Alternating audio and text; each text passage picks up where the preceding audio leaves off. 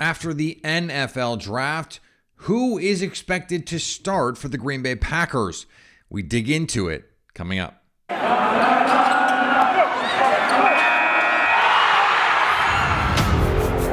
You are Locked On Packers, your daily Green Bay Packers podcast.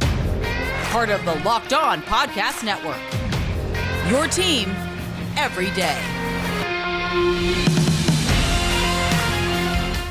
You are Locked On Packers, part of the Locked On Podcast Network, your team every day. I'm Peter Bukowski, and I cover the Packers for The Leap, a newsletter I would love for you to subscribe to. You can follow me on Twitter, Peter_Bukowski. Follow the podcast on Twitter at Locked On Packers. Like us on Facebook. Subscribe to the podcast, iTunes, Spotify, Google Podcasts, wherever you find podcasts, you will find Locked On Packers, the number one Packers podcast on the internet, and the show for fans who know what happened. They want to know why and how. Today's episode brought to you by our friends at BetOnline. All of the gambling information that you need, all of the opportunities that you need to put some money on some sports action. You can get it all at BetOnline. And thanks to everyone who makes Locked On Packers their first listen every day. We hope you like starting your day with us as much as we like starting our day with you. So I thought it would be useful for us to try and think about where this team is with the Packers looking at, the third tier free agency coming out of the draft. Now, what is next? What is coming? What could be coming? And where does this team stand at this point? Because there are still players out there who could tilt the scales for the Green Bay Packers. There are still players out, not tilt the field, but who could take them from a fine, solid, good team to better than good, to deeper than good. And I think those are things worth exploring. We're not going to do that on this show. That's not what we're doing here. We're going to talk about who the players on this roster are. Stacey Dales mentioned it when we talked last week. She was like, when I think about these teams, when I talk about these teams, we talk about the guys that are on the roster. So let's talk about the guys that are on the roster. I think the defense is a little more settled than the offense. And so let's start there. When we think about the starters, the Packers are going to play nickel more than half the time, in that 60 to 65 kind of percentile range. So we are pretty sure the three corners that are going to be on the field, that nickel personnel, Eric Stokes, Jair Alexander, and Rasul Douglas. Now that is assuming that Jair Alexander is ready to go for the start of the season, but we have no reason, at least at this point, to believe that he won't be.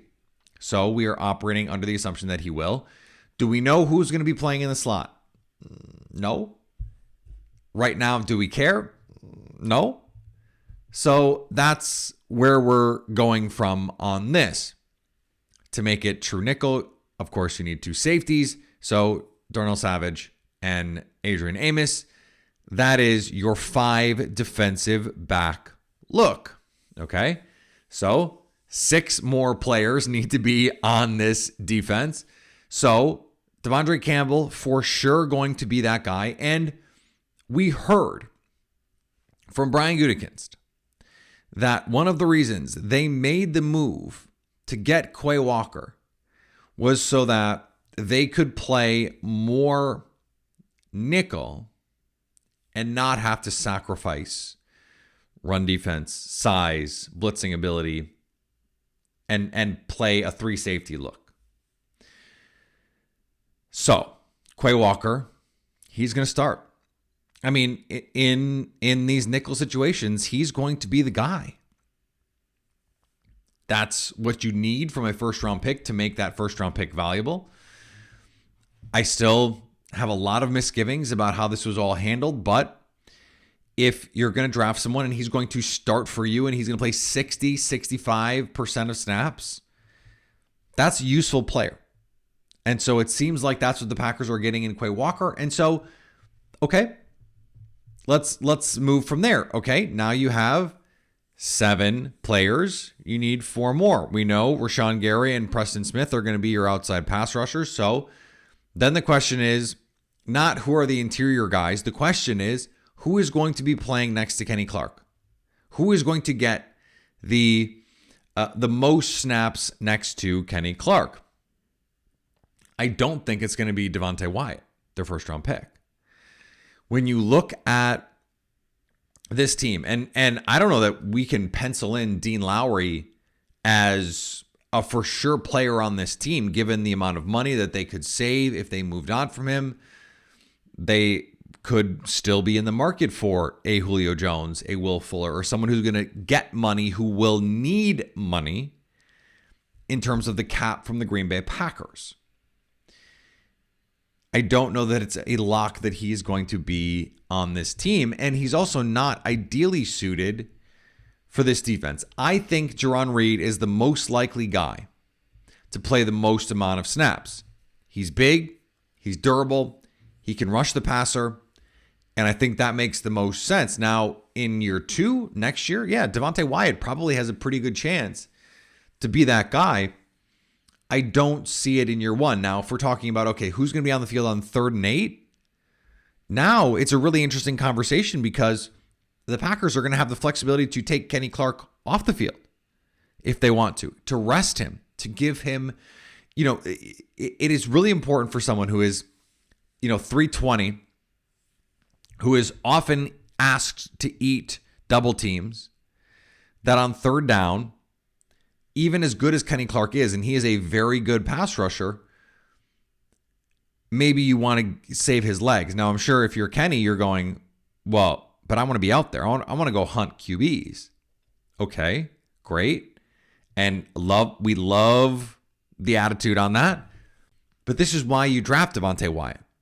This is why you try and give yourself an opportunity at these other pass rushers who can save the legs of someone like Kenny Clark. Now, that's not to say that he's not going to be out there at all on 3rd down. I think he certainly will be.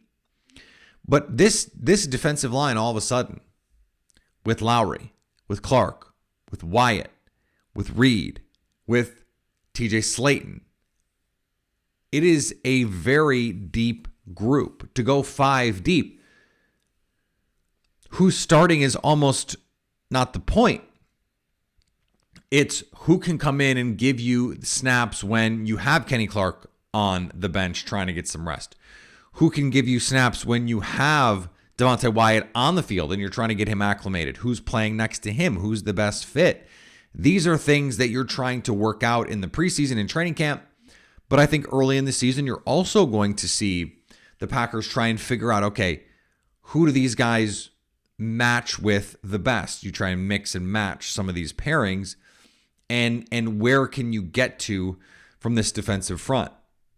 And then how much more can you get out of these edge rushers? Do you need to go to some more looks where you're playing like Joe Barry did last year, where he's playing 3 off-ball linebacker fronts?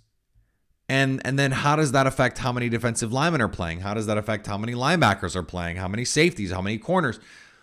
All of this stuff these are really interesting conversations that we're not really going to know the answers to until well into training camp, and maybe not even until, week 2, week 3, week 4, until we've seen this team in the regular season. I think we know that this Quay Walker draft pick signals their desire to play a little bit bigger. But I don't think that gives us a clear picture of who's playing on the interior defensive line, how often. And I think that the same is true for linebacker, because this is a lot of responsibility to put on someone like Quay Walker, who really just has the one season of being a full-time player, who rotated in with Channing Tindall and the guys that Nakobe Dean was the guy at Georgia. How do you accommodate all of that? I think these are questions that we still need to get answers to. Today's episode is brought to you by our friends at BetOnline. BetOnline is your number one source for all of your betting needs and sports info. Find all the latest odds, news, and sports developments, including this year's basketball playoffs, Major League Baseball scores, fights, and even next season's NFL futures. The Packers open as 2-point favorites in week 1 against the Minnesota Vikings on the road. BetOnline is your continued source for all of your sports wagering information, from live betting to playoffs and esports and more. Head to the website or use your mobile device to learn more about the trends in action. BetOnline, where the game starts. So let's look at the offense. We know the quarterback position. We know the running back position. Aaron Jones is going to be your starter there. Like, let's assume 3 receiver sets, because the Packers use those more than any other formation group last season.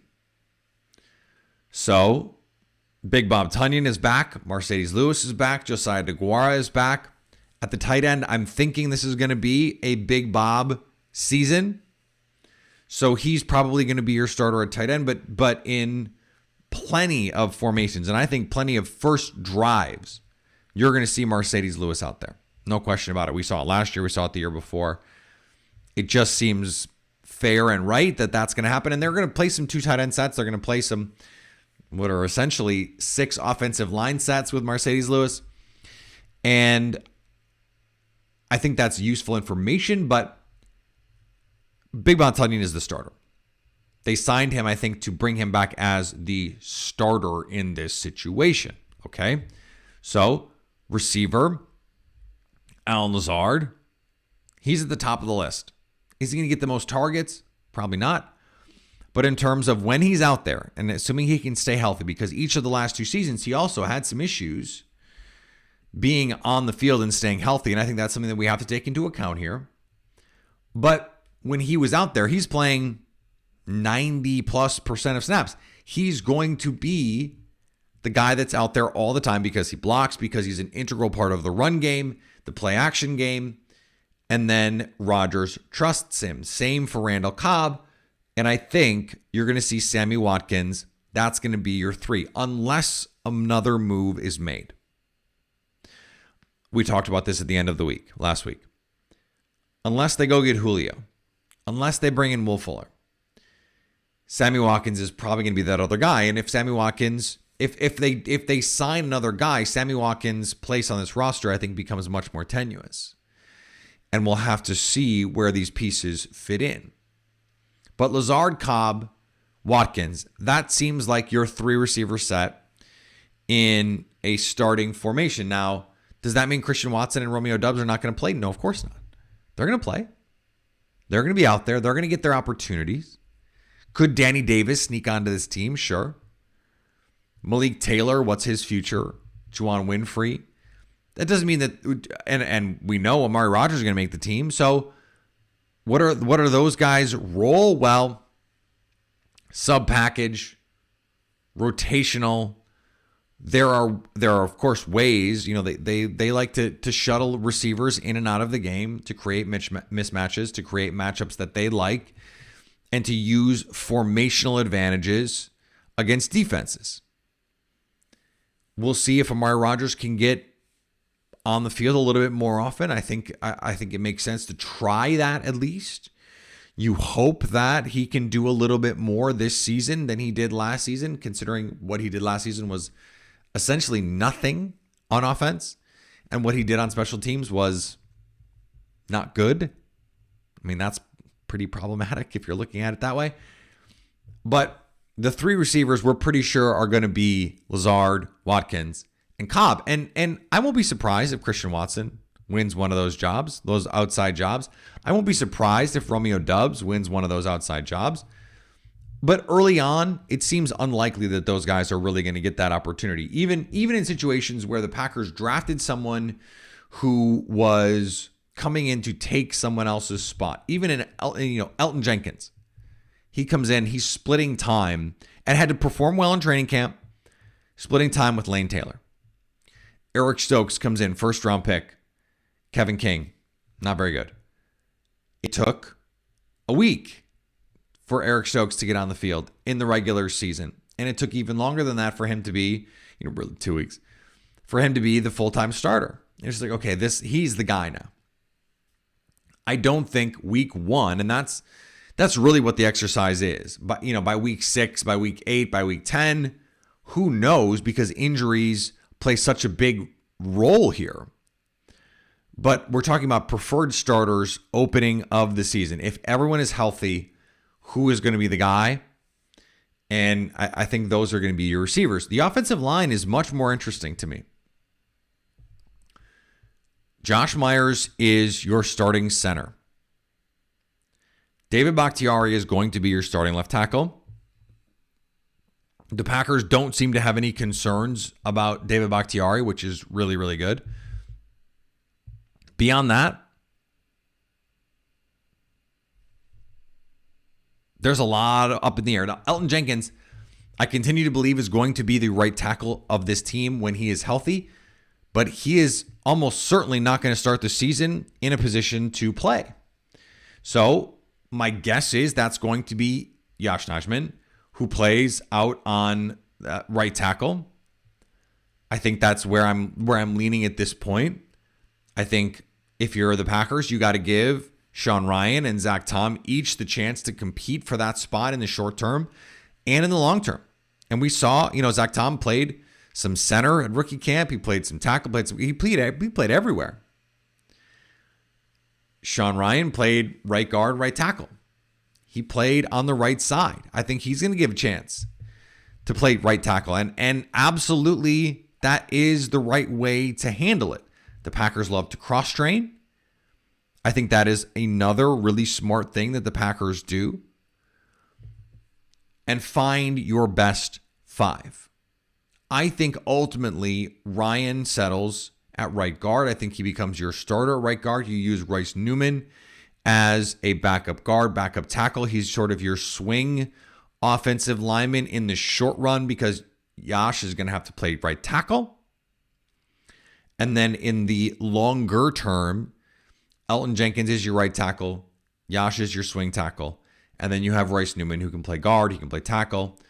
And you have Zach Tom who is fighting for a spot. I think he very much is going to compete at guard, compete at that right tackle spot. I think this season he is your backup center. He's your swing interior offensive lineman, allows you to move on from Jake Hansen, who has shown precisely nothing in the NFL of use or of value. And then you start to look, okay, in a year, Josh Myers, is he your starting center? Could he play guard? What is the situation there? I think to me, Tom is a better prospect than Josh Myers was. That's not quite how this works, though. Could he come in and win the center job and push Myers to a guard spot? Could he displace someone like John Runyon Jr. at left guard? I don't think that's crazy. I really don't. Now, it's hard for me to predict a fourth round offensive lineman to come in and win a starting job, but I think Sean Rhyan has a chance to do that, and he was a third round offensive lineman. So it's not as if, they're that different in terms of their pedigree. I mean, we're talking about 50 spots in the draft. That's not that much, all things considered. So I think both of these rookie offensive linemen are going to have a chance to earn a starting job. I think that's the way the Packers operate. I think that is the right way to operate. And I think it gives this team the best chance to find the best five to succeed. I don't think you're going to start two rookies, especially after you drafted Josh Myers last year. I think John Runyon Jr. played well enough.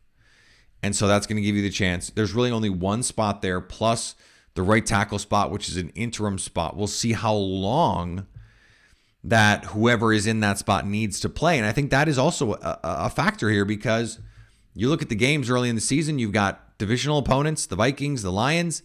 You've got the Tampa Bay Buccaneers, who can rush the passer a little bit. And so I don't think you want to make these decisions based on, you need to win these games. But I do think the Packers are going to understand that there is a long game and a short game here. And you don't want to, if Sean Rhyan is the best right guard, play that guy and don't worry about playing the Bears with a new defense. Don't worry about the Bucs with their blitzing aggressive Todd Bowles style. Don't worry about that stuff. You can't Play the guys because in December and January, you need those guys to be ready to face anything. You need them to be ready to face anything. And how do you do that? You give them opportunities early in the season to meet those challenges. Today's episode is brought to you by our friends at Built Bar. I just got the birthday cake puff bars. They are truly unique. You're talking about protein-infused marshmallow. You're talking about white chocolate. You're talking about the birthday cake flavor.